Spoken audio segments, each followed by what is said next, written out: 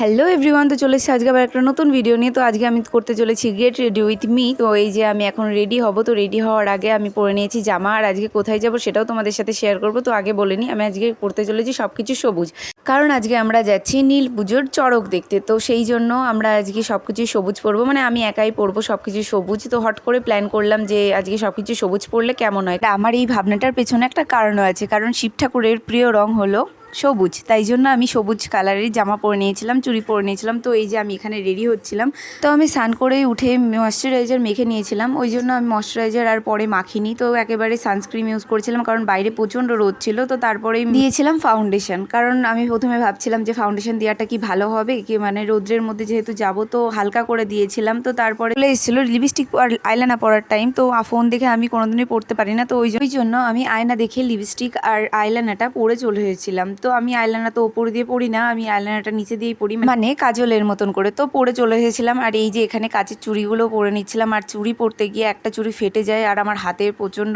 লাগে আর ব্যথা করছিল। তো ওই জন্য আমি বেশি চাপাচাপি না করে তাড়াতাড়ি করে চুড়িটা ভেঙে ফেলেছিলাম, আর বাদবাকি যেগুলো ছিল সেগুলো পরে নিয়েছিলাম। আর তাড়াতাড়ি করে আমি রেডি হচ্ছিলাম আরও, কারণ বাবা আমার জন্য দাঁড়িয়েছিল, অনেকক্ষণ ধরে আমাকে ডাকছিল। তো ওই জন্য আমি তাড়াতাড়ি করে রেডি হচ্ছিলাম, আর প্রচণ্ড পরিমাণে গরম আর যেরকম বাইরের রোদ ছিল, তো তাড়াতাড়ি করে আমি রেডি হচ্ছিলাম। আর এই যে আমি শুধু কানের পরেছিলাম আর গলায় একটা হার পরেছিলাম।